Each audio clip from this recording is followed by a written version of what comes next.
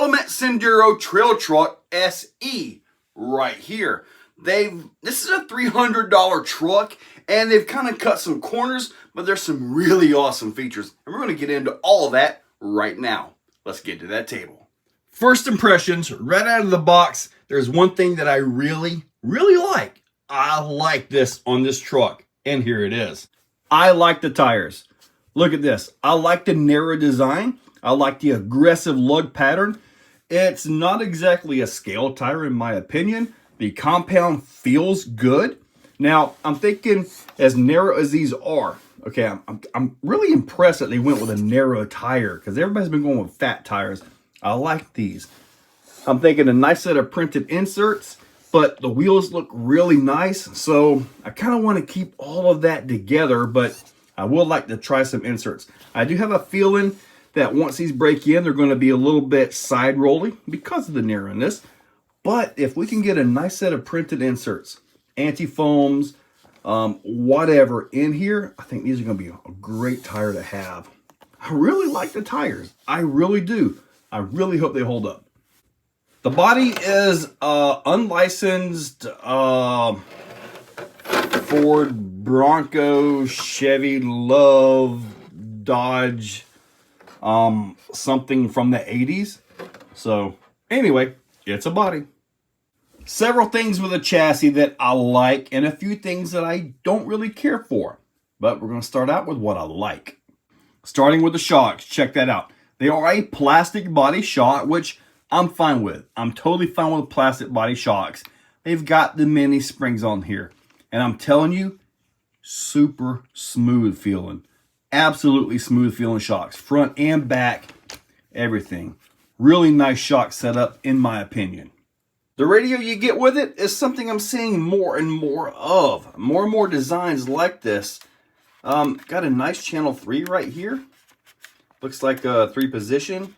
Got a channel 4 button down here, so that's nice to see.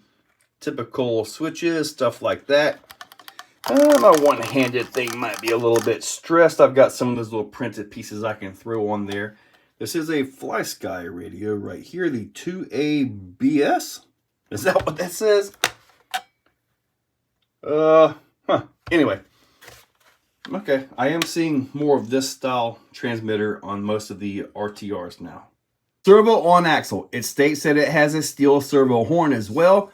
I like servo on axle, partly because, well, you know what? You get more accuracy with it, and it doesn't affect the chassis. ESC is pretty much 1060, and it does come with a T-style plug on it, or Dean's. The motor is a 16-turn 5-slot, and in my experience with the motors, they are, well, they're kind of marginal, but they'll work. On the back shock tower, we have this, which hangs down, and I'm not sure why. It doesn't actually hit the axle, but why is it there? Do you know? Let me know, because I'm going to cut the thing off, probably. It makes no sense for me.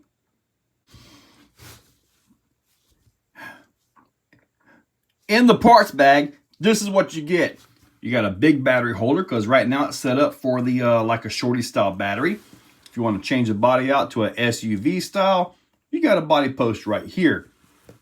Not exactly sure what this is. You guys tell me, because I'm not familiar with this piece right here. Got a couple spacers for something. And these right here, adjustable shock spring collars, and these pieces right here, which go on the bottom. I took one of these off the bottom of the shocks. These just simply slide over this like that to retain your springs. So that's how that works. So you can actually put external springs or large shock body springs on here with the parts provided.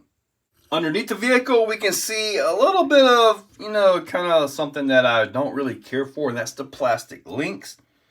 And it's also loaded with bushings.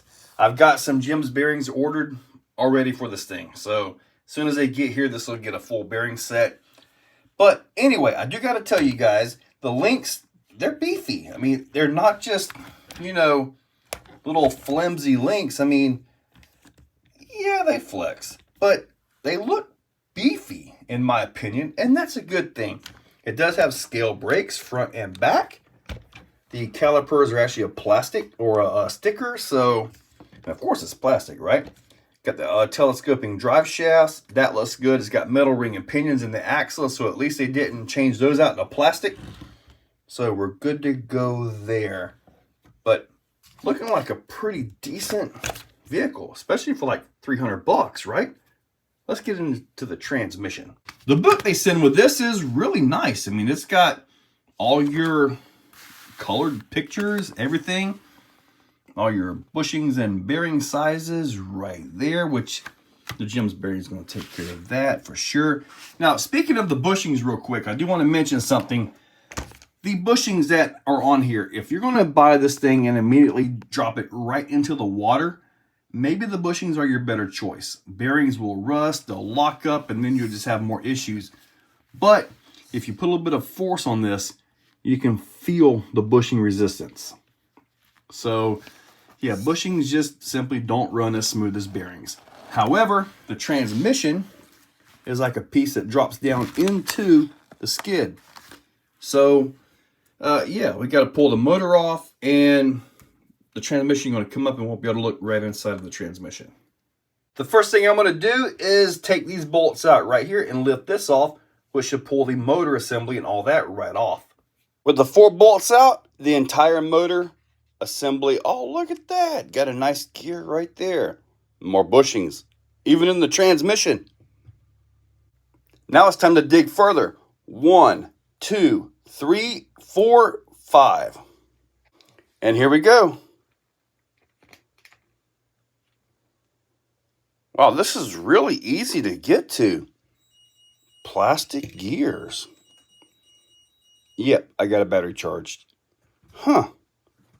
That's interesting. Why do we have plastic gears down there? I'm sure metal ones are available, right? Check out the top of the transmission case, guys. As it comes out of the box, there is no overdrive. It is 1-to-1. Now, you can change those gears around with the optional gear sets for a 5.7 overdrive or 11.83 overdrive. So options are available. And hopefully those gearing options come with metal gears. Now, granted, these are plastic. They're probably fine unless you start adding a bunch of weight and power. I mean, it does have bushings too. So, I mean, this is kind of easy to get to. I mean, it really is. I kind of like it all set down in there. Another thing I just thought of, with this particular style transmission, you can probably run a way more fluid grease. Something that will actually flow, you know. And with this being basically in a cup, I think it may actually work. Not like gear lube or anything stinky like that, but I think we can actually put a flowing, more oil style grease in this thing. Although you can't just, you know, take this transmission out and pop it into anything else because of the way the skid is set up, I kind of like the setup. This right here peels off, and this gear is actually bolted in so it doesn't drift. All these bushings are going to come out as soon as I get that Jim's bearing set. And the transmission looks to be the easiest part of it, in all honesty. I mean, like, super easy. The front axle, that's going to take a little bit of work. And pretty much that's everything that I noticed right off the top. I'm ready to get this thing for a drive. I'm ready to go. I'm ready to see how these tires are going to hook up. I really got my hopes up for this. I mean, really. Okay, let's finish this video up so I can get the drive part going. Overall, I really like the truck. The bushings, are they really that much cheaper than bearings? But, you know, bushings, if you're in the mud a lot, they can actually be the better choice. But this is going to get those bearings, like I mentioned. Absolutely. I really want to go take this thing for a drive. I really got my hopes up for these tires. Really do, because I like the fact that they went with a narrow tire on this. Okay, we're going to wrap this up because I've got to go take this thing for a drive. Guys, check that description. Use those links. Hit that subscribe. Go to xocagerc.com. And thank you all for watching. If you're still watching, you are top shelf. You are the cream of the crop, the pick of the litter. You are phenomenal. Thank you for watching to the end of the video. It means a lot to me. Now, down below, there are links for the products you see. Also for channel memberships, if you guys want to be a part. Channel members get early viewing on pretty much everything that I can. So Guys, check that description. There's a lot of info down there. Thank you all for watching.